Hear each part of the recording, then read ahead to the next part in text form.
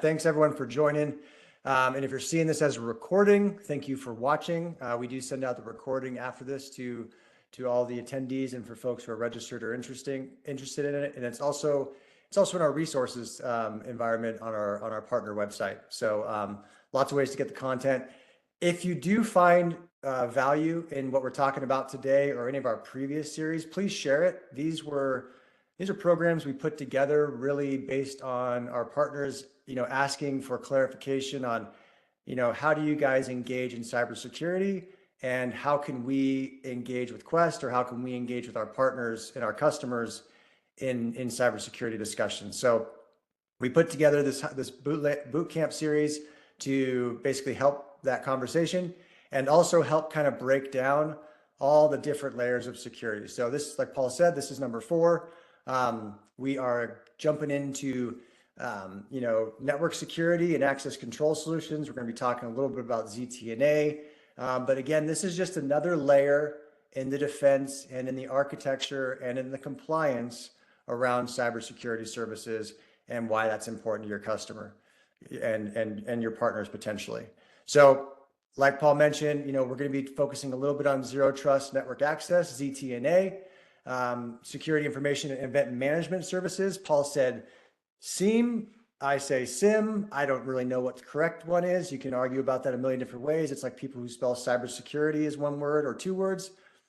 That's not what we're talking about today. So pronunciation is not what we're talking about today, but security information and event management services around infrastructure and protecting your clients' environments, from evolving threats. So today, again, we're going to be covering, ZTNA and SIEM services and how to basically help your clients with comprehensive security management, as well as how these fit into the regulatory drivers and the compliance conversations that we've been having, throughout the series.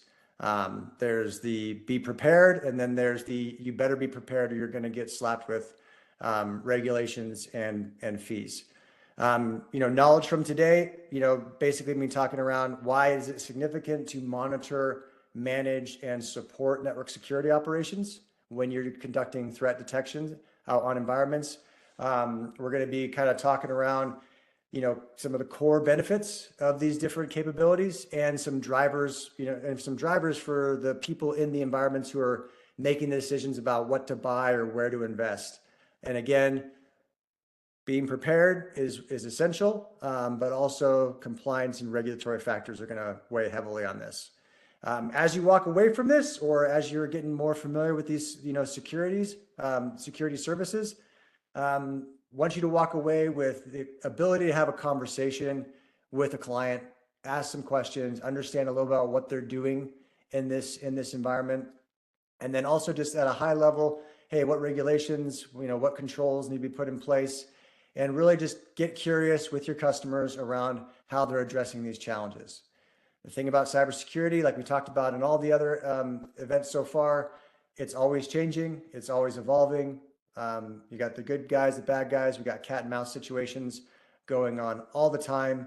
And network security and access control and privileged access management and people authenticating and proving they are who they say they are is a critical feature to anyone's security posture. I don't care if they're a SMB or a large enterprise account. These are services they need to have effectively deployed in their environment. So jumping into it, why are clients investing in these platforms? Why are people, needing help here, right? So cybersecurity threats are increasing in their sophistication. They're getting more and more complex, right? There are attacks that are multifaceted across different layers of the environment. They can hit an email user at the same time they can hit wireless access points. At the same time, they can try to traverse, logging into a Microsoft tenant, right? They can do password sprays. They can try to authenticate with this user versus this one. There are multiple areas and multiple attack surfaces that bad actors can try to penetrate when they're trying to get involved in trying to exploit the weaknesses of your clients. So network monitoring and management and network security, as well as SIEM services, are going to give your clients the ability to detect complex attacks. They're not always just brute force attacks, DDoS trying to take a firewall offline. These guys are getting creative, okay?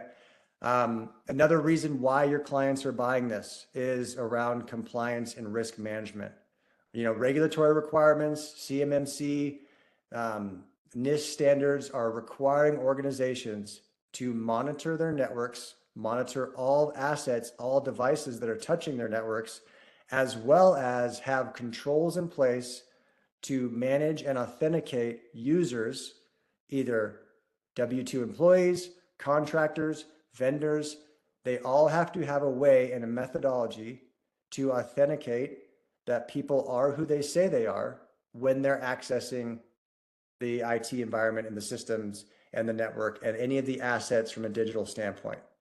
Now, this is true in the healthcare industry. This is true in the financial services industry. This is true in manufacturing. This is true in any environment that has personally identifiable information of customers.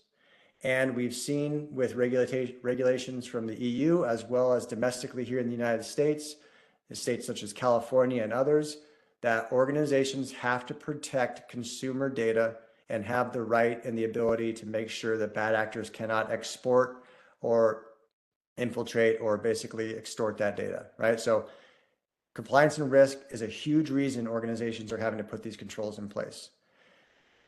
One of the biggest disasters that Quest is seeing in our clients and people coming into us net new that are struggling with these challenges is keeping their networks operational, functional, and keeping their systems up. So business continuity, one of the biggest disasters in SMB, middle market, and enterprise. We've all seen fires. We've all seen the horrific flooding and hurricanes going on that we see every year in the Southeast. We see earthquakes. You see all these things happen, but one of the most common disasters that happens throughout the year, regardless of the season, is cybersecurity attacks, right? And that could be everything from a DDoS, hey, let's take down their network from and overflow it with requests, or it can be basically dropping malware and ransomware and extorting that environment. So business continuity is a huge driving factor, massive reputational and financial loss. So those are kind of very similar for almost any aspect of cybersecurity, but still really crucial. And then of course, customer trust and reputation. Breaches, everyone likes to talk about the last breach. Everyone likes to talk about the last incident. It hurts your client's brand. It hurts their clients. So this is one of those, hey, we're all on the same team here. Even if we're competing, we're all on the same team here to help protect, the organizations out there that are driving our economy against the bad actors and the criminals who are basically just kind of, pirates on the internet out there taking advantage of vulnerabilities. So jumping into, kind of the current threat landscape of what's going on, the evolving threats they're becoming more sophisticated. They're exploiting vulnerabilities that organizations might not even be aware of. These are typically can be things where organizations are connecting with other service providers. They're connecting with other SaaS applications. They're trying to keep things patched and updated, but the vulnerabilities are continuing to happen because the IT infrastructures are getting more and more complicated. They're getting more and more robust. They're getting more and more vendors tied in. We all have multiple SaaS applications tied into our environment. Majority of your clients are in some level of G Suite, Microsoft, or AWS. They have hybrid environments, right? So they have they have local data centers and they have cloud-based services. It's getting very complicated. I know everyone kind of talks about single pane of glass. Sure, but a lot of organizations are struggling to get that visibility and understand where all their assets are at all times. So they're looking for a comprehensive way to, one, see what they have and understand where their assets are, where their data is, and what applications are plugged in from a SaaS standpoint and from a in-house application standpoint. And then once they have a visibility of what their network even is, how are they going to put security around that from a monitoring standpoint, just to see who's accessing their environment? I cannot tell you how many organizations and partners call us and say, what would it cost to monitor this organization's network? We follow up with a simple question of, do you have a Visio diagram or an asset list of components that are on that network that you would like us to monitor? We ask that question. 80 to 90% of the time, the answer is kinda, not really. I think the guy here before me may have put something together. The dirty secret about network security is a lot of organizations, especially in the middle market and 100, 200 user, 300 user, up to 1,000 users, they have a real hard time understanding exactly what's connected to their environment. So it's really hard to secure things that you don't even know are yours. And it's really hard to identify areas of potential vulnerability when you don't even necessarily know how your network, how your WAN, how your LAN is architected. It's not calling anybody out, but people move. The average job, retention in this space is pretty quick. People are hopping all over the place. Documentation is lacking. Big challenge. It's not easy to get that out of your customers as a truth, but 80 to 90%, when they really get down to it, they don't necessarily know what they have. So having the conversation around network security and helping them gain visibility of their existing network, their WAN environment, if they're running SD-WAN, if they have different, they got a broadband connection over here, maybe they got a little MPLS network over here, maybe they're full, DIA and they got a robust, SD-WAN and SASE solution deployed. Fantastic.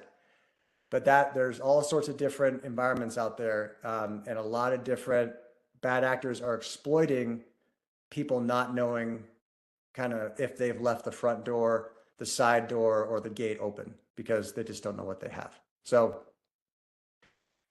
access control, in addition to network security, is the next layer of, okay, now that we know what we have, how can we reduce the risk of people accessing environments and accessing the network from areas where we don't want them to, right? How can we identify people who are trying to log into a part of our network or a part of our systems or an application that they are not supposed to? How do we detect those anomalies?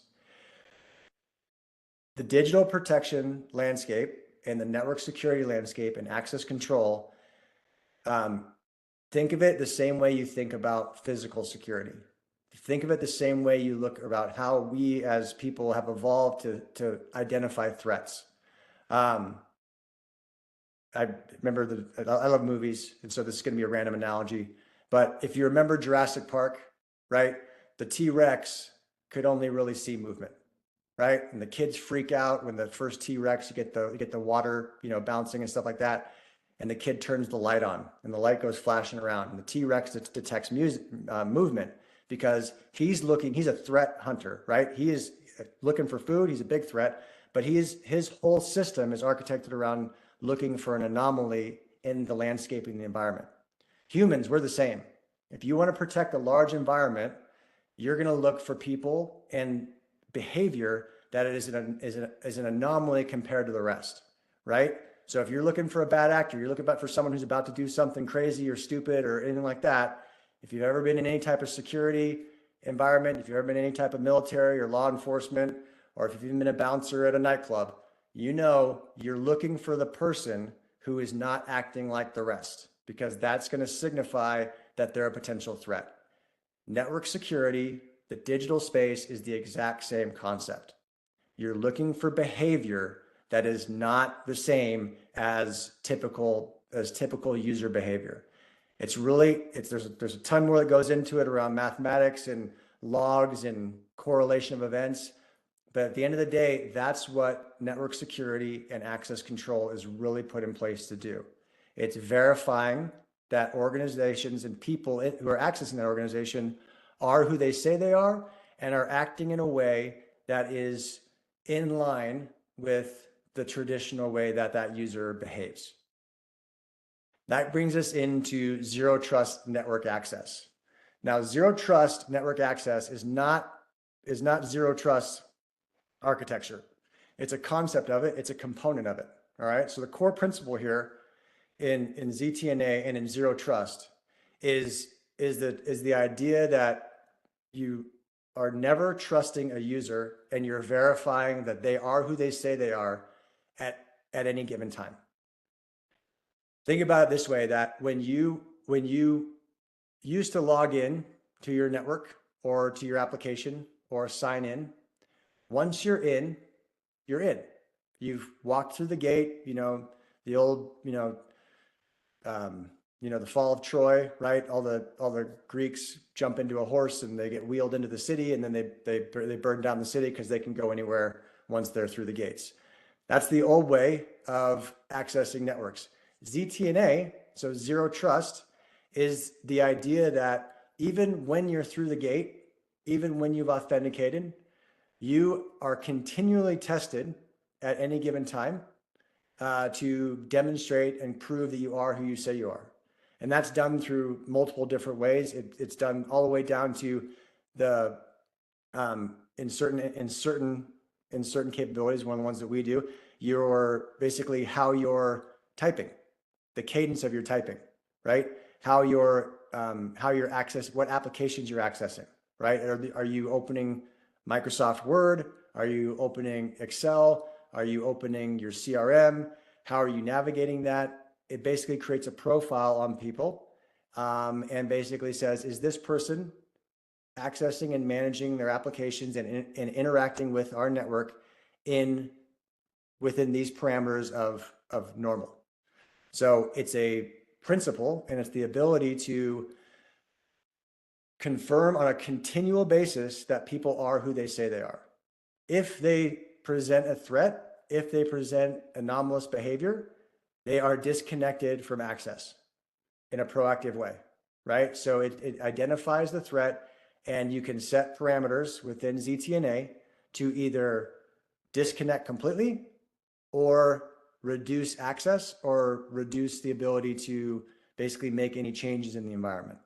So it's a little big brotherish, right? Not going to pretend it's not. It's a little bit like you're, going through a foreign country and they're asking to see your papers all the time, not just at the port of entry, all the time. Show me your papers, confirm you're here and you are who you say you are, and you have the authorization to be here.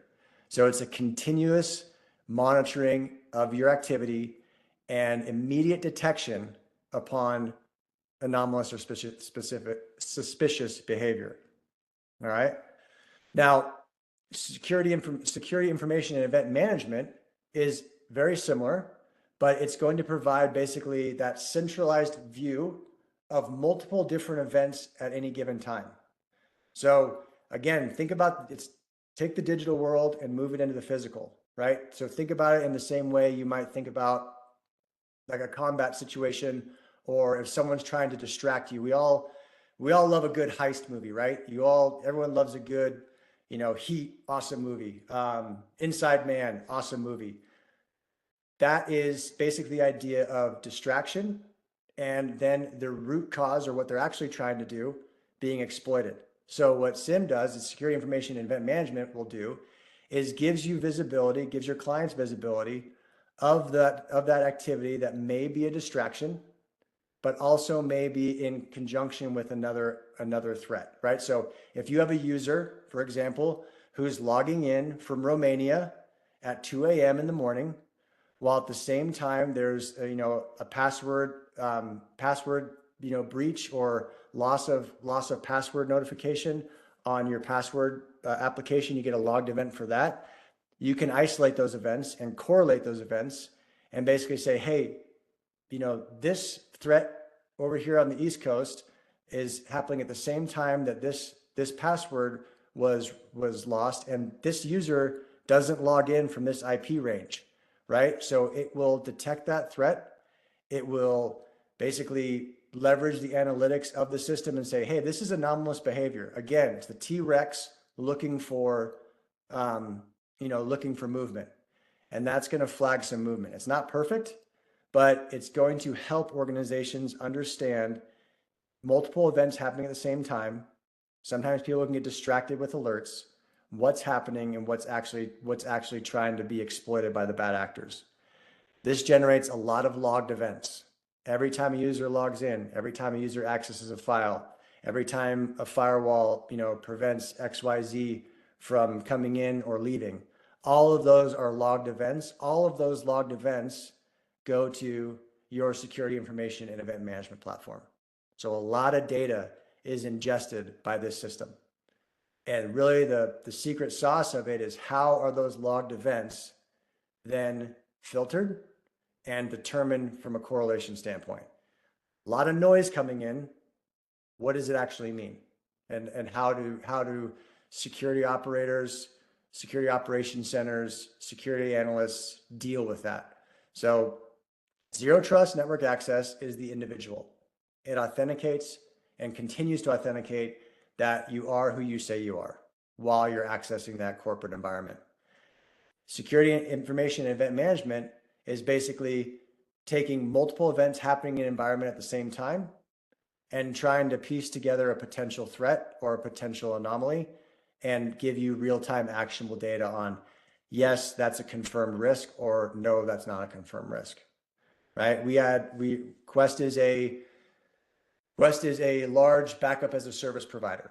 We help organizations with backups and replication of their environments and do a lot of DR services for folks.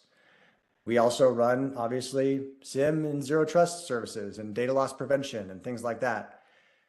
There have been times when organizations will buy a new security tool, they'll drop it on their environment, and instantly it does what it's supposed to do. It detects that on a scheduled time frame, there's a port on their environment that is replicating from this IP to this and pushing data from this data center to that data center. Now, if you didn't know that they were subscribed to a managed backup as a service or a replication service, that could be a potential significant threat that should be detected by your security information event management system, your DLP system, and a couple other platforms probably around, if you have endpoint and security and network detection. Those are all things that should flag that. And then the secret sauce is, okay, let's identify what port that is. Let's identify what server that is. And let's identify what IP target is getting pushed to. Oh, that's XYZ port on the configuration manager for backups. Oh, that's the backup server. Oh, that's the offsite data center we're contracted with. Okay, so you then we or our clients then tune that to basically say, hey, that's not an anomaly. That's part of this platform.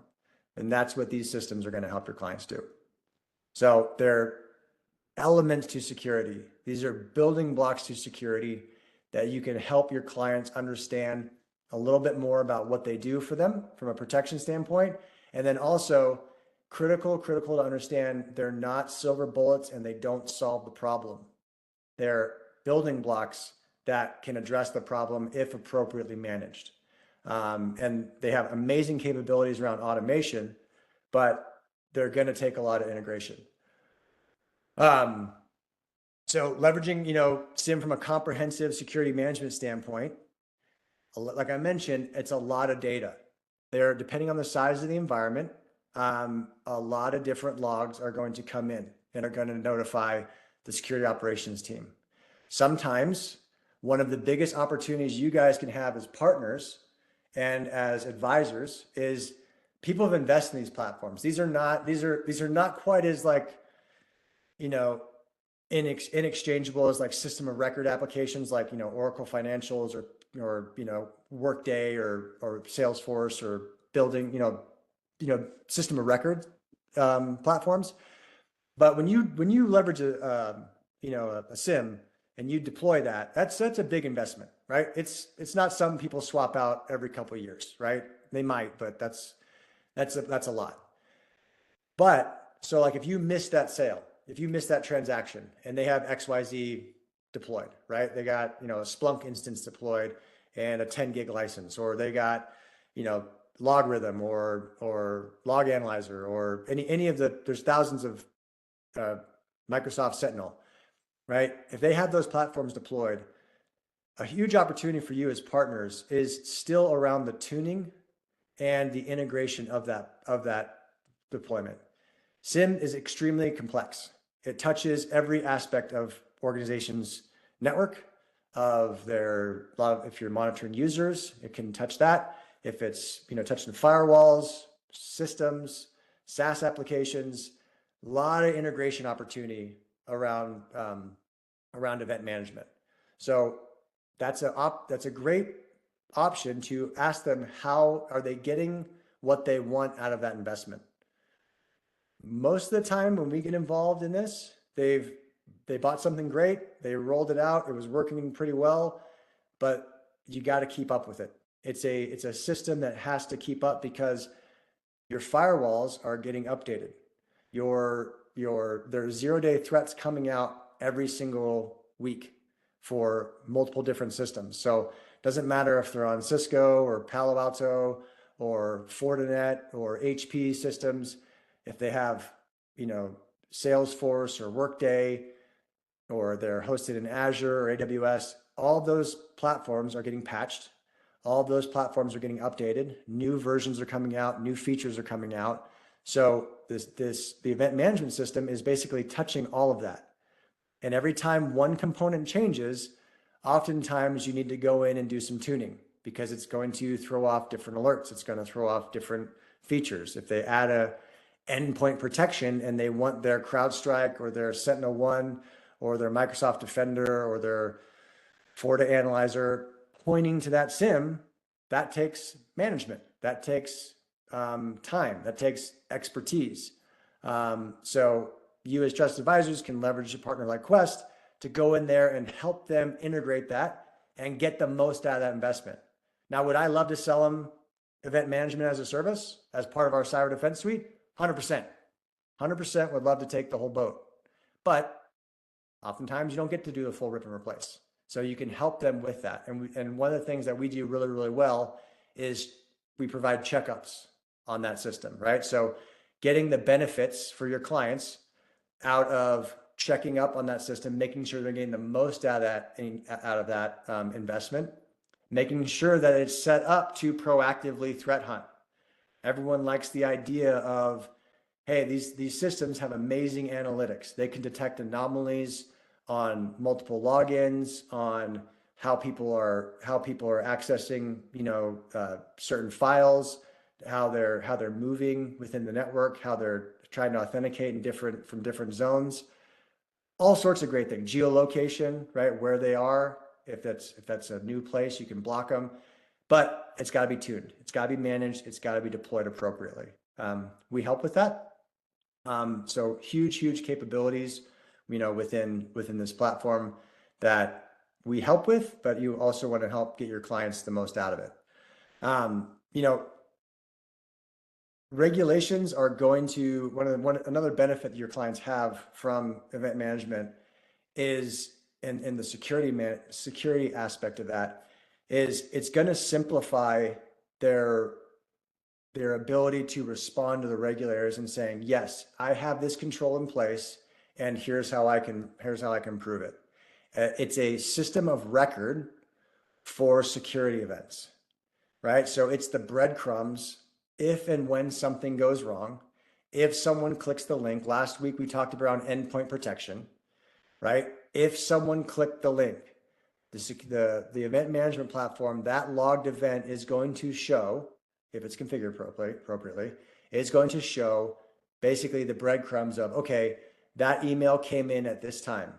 That email originated from this location and had this payload on it, which was malware, and the client or the end user executed at this time. They opened the attachment at this time. That attachment then tried to call home, right, to download the remaining part of the package. All of that is documented within logged events. If it's deployed correctly and managed, those logged events are going to be in that system of record, right? So it's a ability for compliance folks to gain visibility into what actually happened, right? When your clients go through a security breach, or God forbid an incident where they're held for ransom or malware or things like that, Their insurance teams are going to ask for the logs. Their insurance teams are going to want verification of, in order before they pay out on their insurance, how did this happen? And they're going to trust, of course, but their insurance, they're going to want to verify. And how they verify that is through logged events and that system of record. So this platform provides that. It can also identify that the systems of control that are in place, your DLP solution, right? Your data loss prevention, your like a Cisco umbrella, URL defense type of platform blocked that malware from calling home to a malicious site to get the rest of its payload downloaded, right? So it can also verify for the regulators, hey, this happened, but look, our controls were in place and the call home, right? The call home to download the rest of the malicious payload was blocked. And here's the logs that show it, right? It tried to push data to this, location and, wherever, Eastern Europe or whatever, and nope, it was blocked. So those are benefits for your customers as they're evaluating, hey, what does this actually do for me from an event management system? What's the benefit of it? It's going to increase their ability to see threats. It's going to, increase their security posture, gives them alerts, notifications, threats. That can sometimes be noise. So you got to make sure you're tuning that. And then from a regulation standpoint, it's going to give them that data. It's going to give them the forensics. It's going to give them the breadcrumbs. It's going to help them get there. So, how can you position this? And Paul, I know I saw some questions there. We can get to those in just a sec. But how are you positioning this? There's the urgency, aspect of this where the landscape is moving quick. A lot of different threats are coming out. You gotta look at the whole system. You gotta look at everything you have, and you gotta at least have visibility. You can't defend what you don't see, and if you don't see it, it's a potential blind spot, obviously. And just think about it the same way you would think about securing your house. You check the locks every night before you go to bed, right? You check the stove, right? You check things, make sure that systems are off. You turn on your alarm system. If there's a door or an access point or window that you're not aware of, there's no way for you to monitor that, right? So first starts with visibility. So dropping in network security, dropping in network tools to do discovery. Some of our best opportunities with partners come when they bring us in just to do a network audit. Drop in some tools, discover what's connected to the network, come back and demonstrate to the IT team, hey, I know you thought you had 240 devices. You have 360 devices connected to your network. Here's the IP ranges. Here's the list of assets. What do you want to do, right? So, and then also sometimes they ask for recommendations. We provide recommendations around that as well. The integration, again, is a huge opportunity. System similar to SIEM, network security services, network monitoring. A lot of organizations have tools that they've already deployed, right? They have network monitoring built out. There's 20 different vendors you can name that all have great capabilities around network monitoring. If they need help with integration, you don't necessarily have to rip out their current platform. Quest has application development in-house teams that do that. We help basically put together the ability to ingest logs from those events into our security operations system. So that's one of our unique differentiators, I believe, in the market, is we tune and can ingest. We're a monitor of monitors. We know what those are. It's all the same protocol. It's all the same platform. It's just a different way of basically delivering the same outcome. And how you interact with that is a way that we can help, how they decide to do that. So focus on that integration, right? We can integrate with existing infrastructure. Even if you miss that transaction, they can still get enhanced protection by tying in with a 24/7 operations partner. And then our platforms are designed to grow on a per asset per log basis, right? So as customers grow, as they add additional sites, as they add additional components, maybe they just want us to monitor and manage their firewalls and their network core at the beginning. but they then say, hey, this is working. We're getting good alerts. Let's push it out to the rest of the environment, the endpoints, the access points for our wireless solution, everything. It's scalable and it's easy to deploy on a per asset basis. Again, you're all trusted advisors. You're in the room with people who are making decisions, whether it's data center or network or servers and systems or cloud consumption. These guys are doing this. These guys have to figure out security as well. So the same teams that are figuring this out, they report to a CISO if they have one. They all got to figure out cybersecurity services. So just be curious. Ask them what they're doing around ZTNA, right? Do you have a zero trust, network access policy in place, right? Are they using a CASB solution? Are they using VPN? Like, how are they brokering services between cloud assets in Azure and AWS versus, legacy on-prem, right? ZTNA, one of our solutions, one of the ones that we represent, can broker between both. You can have the same ZTNA platform connect you to SaaS applications hosted in the cloud, as well as local applications that are hosted in a traditional data center environment, right? So think legacy applications like, Oracle PeopleSoft, Oracle Financials, legacy Microsoft Dynamics applications, on-prem systems, that ZTNA can broker both. So have those conversations, get curious about that. And again, the urgency is there. One thing that I always say to our partners, when you're having these conversations, whether it's network security or ZTNA, always make sure your clients know that in the event of an emergency, they can engage you to help with an emergency response, instant response. You have the ability to leverage Quest to help them in the event of an emergency. So ir@questsys.com, just the letters ir@questsys.com, will get our incident response team spun up and available to help a client very, very rapidly. Get people on the phone within about 15 minutes to talk to them, see what they're up to, see what they're facing. And then if they'd like to retain our services, this is for non-existing Quest customers, people who are relatively new to working with us. We get engaged in about 15 minutes, get on a call. A lot of partners leverage us for that. So as you're having these conversations, make sure that they know in the event there's an emergency, they can call you and you can get them emergency response. We talked a little bit, about around regulatory drivers and, in industries such as healthcare, financial services, retail folks who have, PCI compliance and PII for credit card transactions and things like that. They're mandated to have these network controls in place to basically have logged events of security incidents on their network and how they're controlling access to their network. They need to have that documented. And in order to get cybersecurity insurance, these are table stakes, right?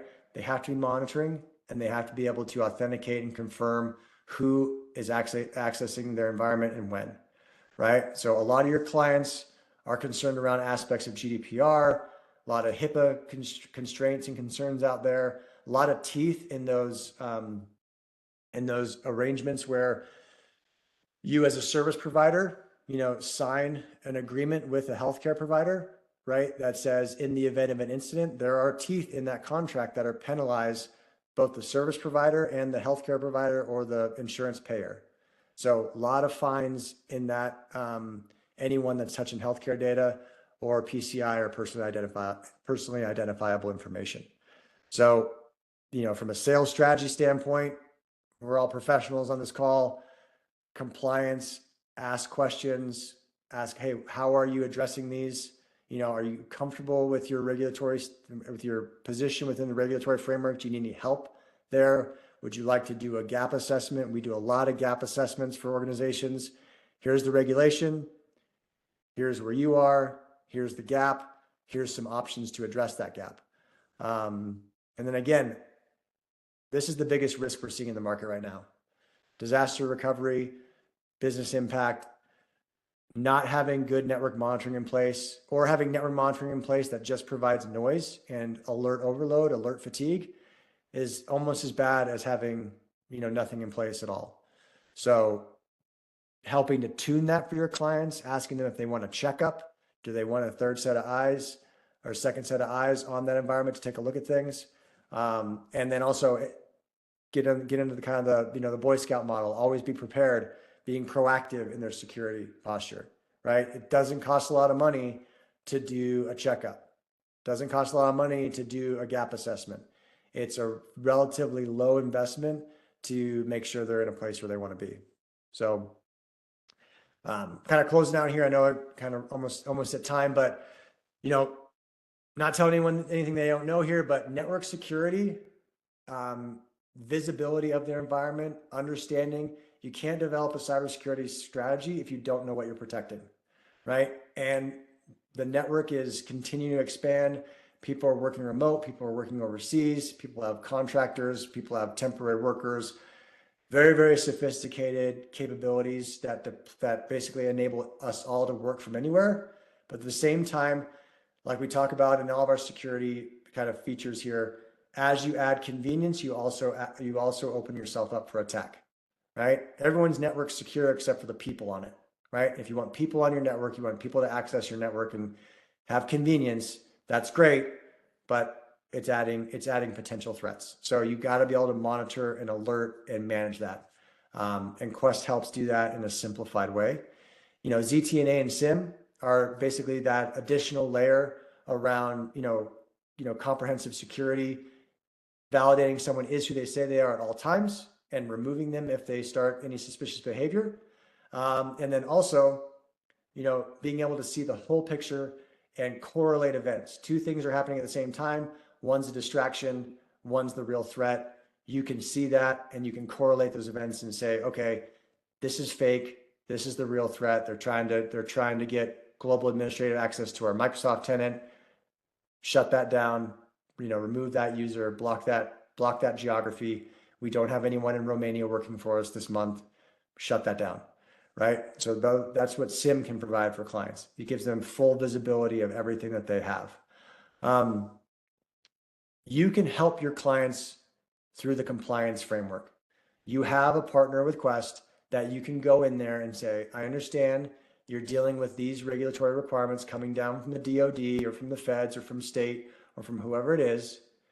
We can help you navigate that with them and then leverage the tools that are in the market to accommodate that requirement. There's nothing out there that's a slam dunk or a fit for everybody. It could be a FedRAMP requirement. By the way, there's StateRAMP coming out soon. So if you haven't had the pleasure of dealing with FedRAMP, just wait. If you deal with SLED, StateRAMP is coming down for different states around the country. It's going to be leveraging the same framework as the FedRAMP requirements, but at a state level. Yay. So that's happening, and that's going to basically add additional constraints and additional things that people need to manage towards. So, and then again, ir@questsys.com. If you're talking to customers, make sure that they know you can help them in the event of an emergency. And when you're conveying, hey, this is a real threat, Quest is saying we're seeing about 3 to 4 severe incidents every week from net new clients coming in and potentially needing our help. Right? This is happening everywhere, all over the market, all times.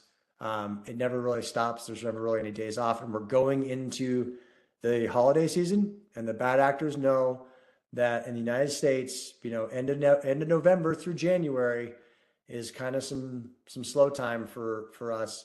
Going into Thanksgiving and Christmas and New Year's, they're going to be looking for vulnerabilities. It's going to happen. So just stay alert on that, and we can help in the event of emergency. So that's it for the overview today, Paul. I know we had a couple questions pop up. I saw on the right hand screen while we were going through it. So yeah. So let's get into it. So Kevin Barrett, with so many SIEM events, does Quest provide managed services to correlate events? Yes, great question, Kevin. We do. So we are a security operations SOC as a service provider.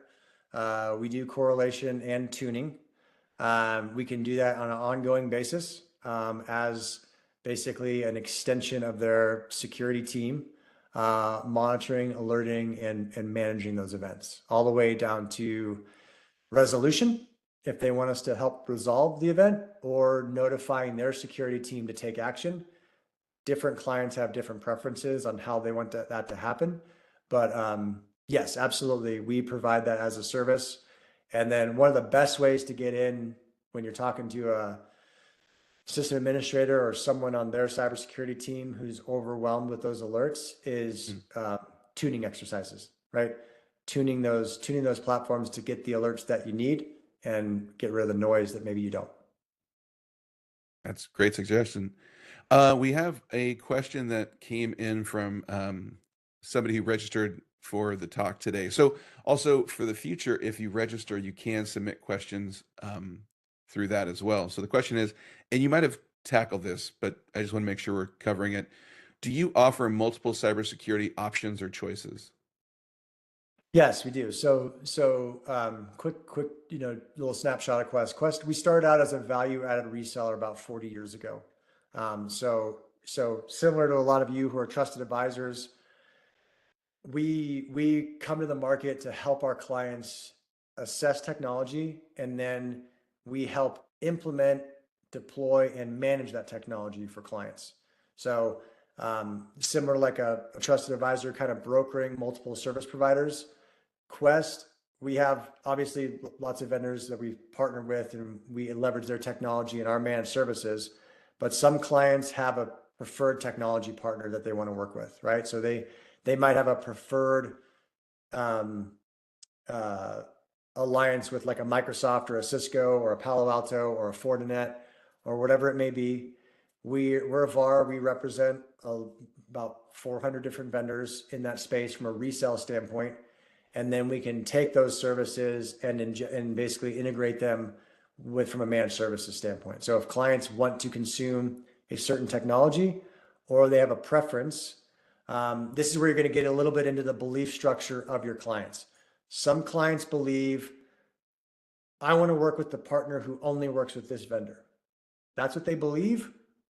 Quest isn't a fit for them. That's okay. We create a company that basically helps clients operate, manage, and maintain the capability they're looking for. And we work with the best of breed vendors in order to accomplish that. If they have a preference around technology, we work with them. If they don't, we bring to market what we think is going to be the best thing to fit that need for them. So sorry, long-winded answer of yes, we have multiple security capabilities and services that we can leverage. Yeah, that's great. No, don't be sorry. Appreciate it. So a couple quick things. Our next Bootcamp Security Series will be on December 4th. I just want to make sure you can register for that. It'll be maintaining flexibility with a layered defense. Adam, I want to say I appreciate all the movie references today. A little Heat, a little Jurassic Park. If you're in the chat right now, if you could please let me know what film Adam has to reference for maintaining flexibility with a layered defense, I would love to like kind of force Adam to like make a new movie reference. I'm already prepping an Inception reference, so Please. No one can say Inception for layered defense. Okay, So Inception's taken. If there's other films out there, let us know. But more important than that, we got a drawing. So I'm going to bring in Darcy. Darcy, I think you're there. If you could join us. I am. I'm here. Great. And I actually just did the random pick, and today's lucky winner is Biggie Simpkins. So we'll reach out to you after the webinar with the details of the digital gift card that will be coming your way. So thank you so much. Thank you everyone for joining us today too. This is another great session. Great. Congratulations, Vicky. And Adam, it looks like Aaron wants you to work in Anchorman. So if you can work in Anchorman and Inception, that'd be great. All right, I will get Anchorman and Inception. And I think there's a great scene where Anchorman's freaking out when he thinks his dog got thrown over an overpass and he's in a glass box of emotions. So we'll layer that up. But just keep them coming. They're good. We'll get it going. So Sean asked, is this recorded? Yes, it is recorded and it will be available in the partner portal starting tomorrow. So, and then also we will be emailing everybody today links to the recording as well. And as always, we have right there the QR code if you want to learn more about upcoming events in the Bootcamp series. And if you like this banter between Adam and I, we do a podcast, the Incident Report. It's available Apple, Spotify, all the places you're going to find podcasts. So that's always a fun time. And we always talk about things that will help you thrive in the channel. Yeah, thanks for joining us, everybody. I really appreciate your time. Have a great day. Have a great day, everyone. Thanks.